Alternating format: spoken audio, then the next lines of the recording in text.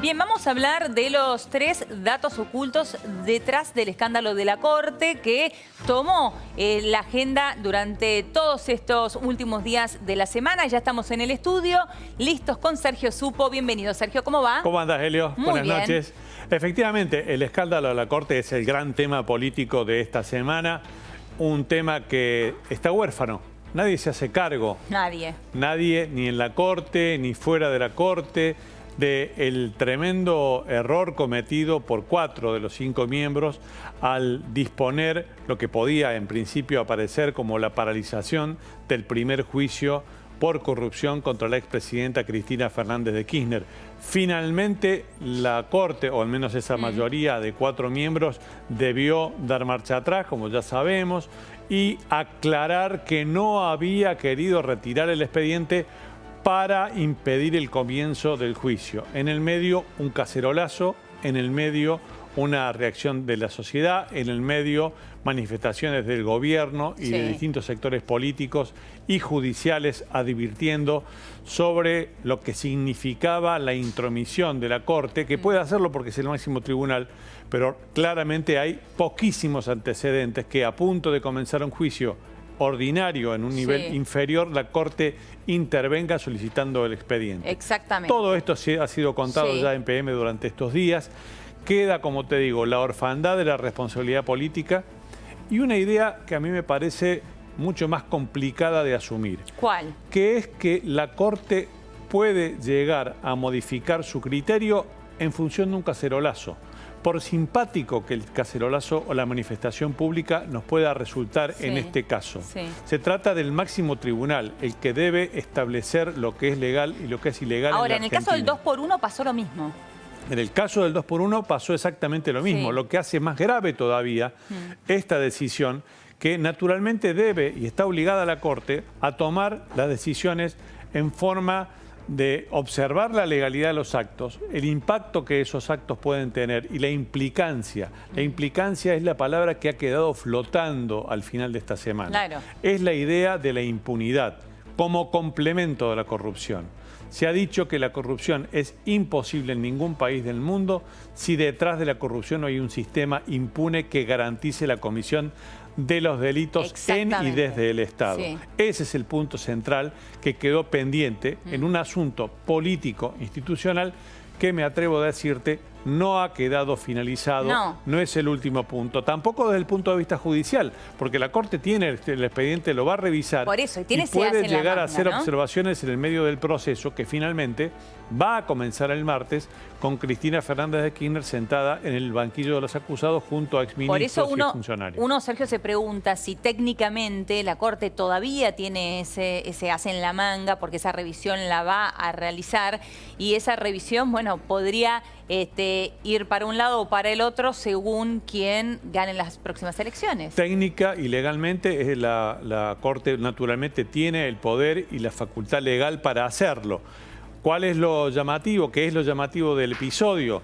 Que normalmente la Corte es el órgano que revisa fallos judiciales en última instancia. Es obviamente la Corte la última instancia judicial porque es la más alta en un sistema republicano como el argentino.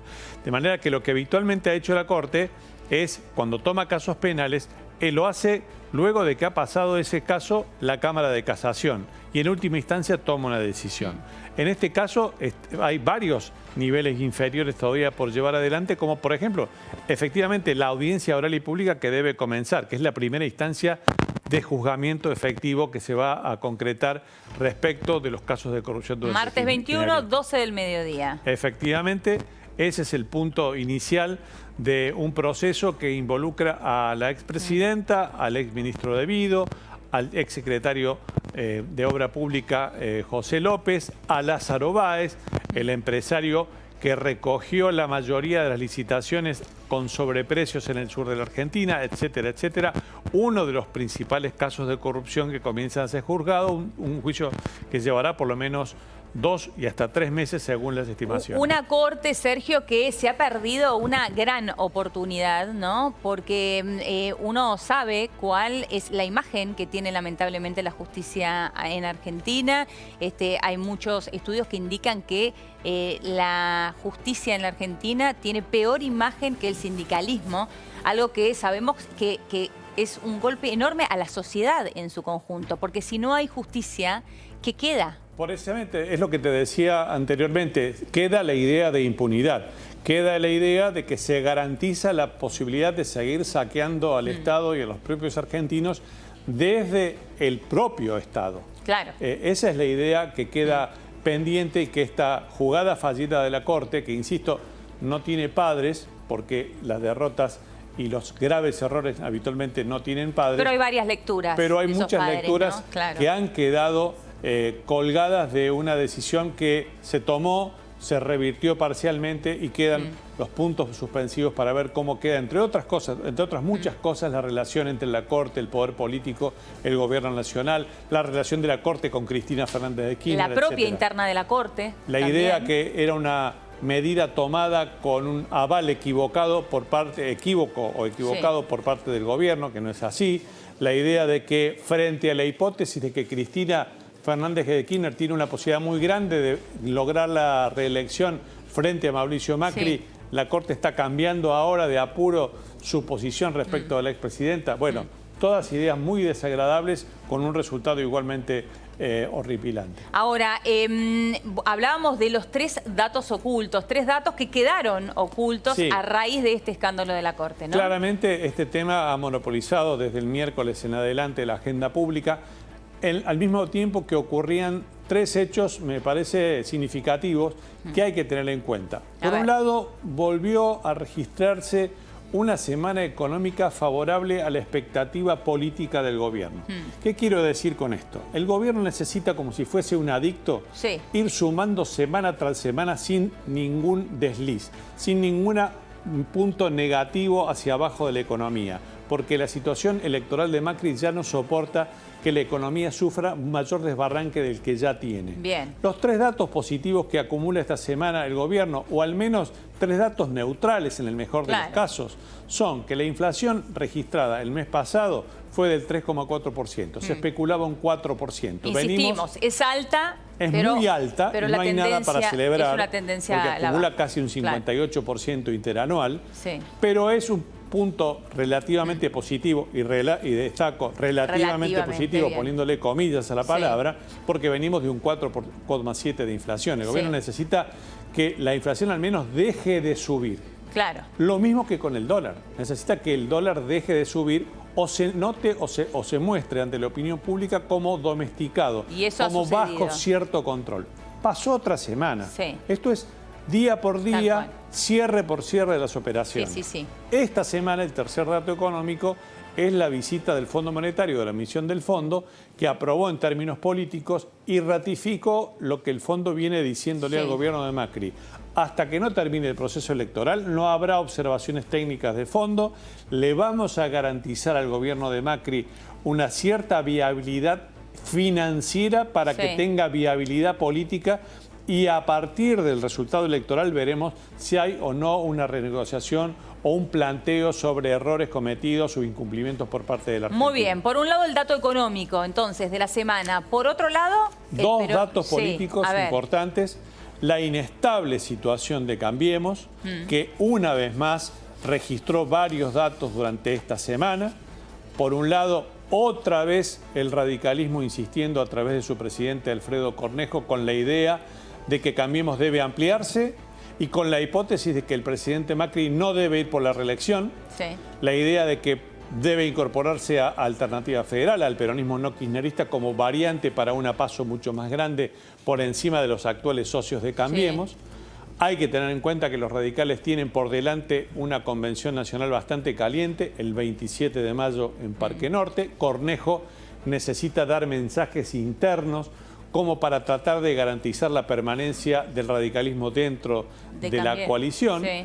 El gobierno no ocultó su malestar. Hubo un par de reuniones, sobre todo una a mitad de semana, con Marcos Peña y la conducción del radicalismo, que fue bastante caliente. Hubo luego una cumbre del radicalismo, de las principales referentes del radicalismo, para tratar de ir planteando un panorama de cierta tranquilidad frente a la convención que debe resolver el futuro electoral político del radicalismo. En definitiva, una cuestión que lejos está de ser zanjada. Las heridas de la fallida elección de Córdoba siguen abiertas. La pelea entre Carrió y Massot. La pelea entre Carrió y Massot a los gritos destemplados esta semana a mitad en la Cámara de Diputados, que habla también del conflicto que Córdoba excede no solo al radicalismo, sino también a otros socios de la coalición. Recordemos que Carrió estaba a favor de la candidatura de Negri, que Massot, Carrió lo acusa de no haber participado, acusó a los funcionarios como el ministro del Interior Frigerio de haber apartado la ayuda electoral política que eventualmente Negri necesitaba. En cualquier caso, el resultado en Córdoba estaba puesto desde hace tiempo, porque cuando la oposición a un gobierno se divide, el gobierno tiene una gran garantía de triunfo. Pero muestra lo que está sucediendo internamente en Cambiemos, como bien mencionabas vos, ¿no? Exactamente, muestra la turbulencia en la que Cambiemos debe resolver su futuro político. Y el hecho que todas las semanas, así como nos fijamos en la cotización del dólar, también nos fijamos si el gobierno sale a ratificar la candidatura de Macri, es un dato de inestabilidad política dentro de Cambiemos. Clarísimo. Ahora, el dato económico, la inestabilidad en Cambiemos, ¿qué pasa con el peronismo? Y la turbulencia en el peronismo no se queda atrás. Esta semana, de parte de Cristina Fernández de Kirchner, hubo un acto político inédito para ella en casi 11 años, en los que durante había sido presidenta, no había ido nunca a la sede histórica del Partido Justicialista. Cristina había despreciado explícitamente al peronismo clásico, se sacó una fotografía, no es la primera, es la segunda fotografía importante en el camino hacia su candidatura presidencial. La otra había sido en la rural, aquella primera, segunda y tercera fila del kirchnerismo que volvió a rodear a Cristina. Te había dicho la semana pasada que en esa foto del kirchnerismo había algunos ausentes, que son los que están presos, y también son los gobernadores que se fueron al peronismo federal. En esta fotografía, Cristina Fernández de Kirchner en el PJ lo que buscó es precisamente rodearse de un peronismo que está viendo dónde va. Este peronismo, el PJ, la conducción nacional del PJ es kirchnerista. Tiene algunas caras un poco desprestigiadas, como el gobernador de Formosa, Chito Ifrán, algunos intendentes del conurbano, el ex secretario general de la CGT, Hugo Moyano. Pero es hora de acumular, de reunir gente, de mostrar la idea de fortaleza política para atraer a otros sectores, a los sectores del peronismo federal que ahora comanda el gobernador de Córdoba, Juan Schiaretti, que precisamente está en lo contrario. Luego de su triunfo, si bien le bajó el precio a su liderazgo, se apartó de ese y dijo, liderazgo, yo no soy el macho alfa del peronismo federal.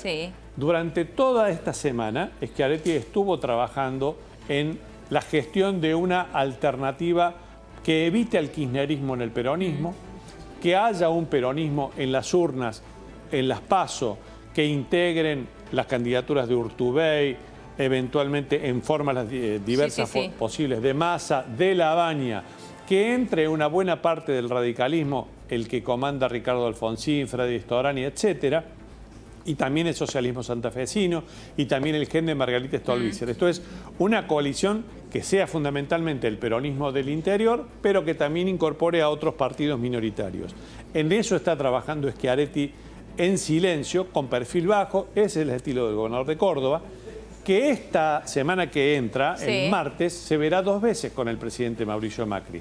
El martes estará viendo a Macri respecto de la propuesta que Macri hizo sobre aquellos 10 puntos. ¿Te acordás de los 10 puntos de consenso? Es cierto que ya quedaron olvidados. Bueno, los han reflotado. Porque Schiaretti también recibió la carta de los 10 puntos del consenso. Hubo un desfile de gobernadores la semana pasada por la Casa de Gobierno, lo recibió el ministro del Interior. A Schiaretti lo recibiría el presidente. Schiaretti se había disculpado antes porque estaba en campaña. Ahora habrá una foto con Macri, habrá también otro acto institucional, porque Fiat cumple 100 años y estarán juntos, pero habrá un contacto directo respecto de este acuerdo de institucionalidad. Se vendrán días entonces de definiciones, Sí, Sergio. A esto hay que agregar que Schiaretti también la semana que viene probablemente tenga alguna definición, no solo pública, sino alguna reunión con el peronismo federal para tratar de delinear la idea de que no se van a ir con Cambiemos, que no se van a ir con No, eso lo Cambiemos, dejó claro. y que sí van a buscar ser una tercera alternativa entre Cristina, lejos de Cristina, y entre el gobierno, cerca en el consenso de los 10 puntos.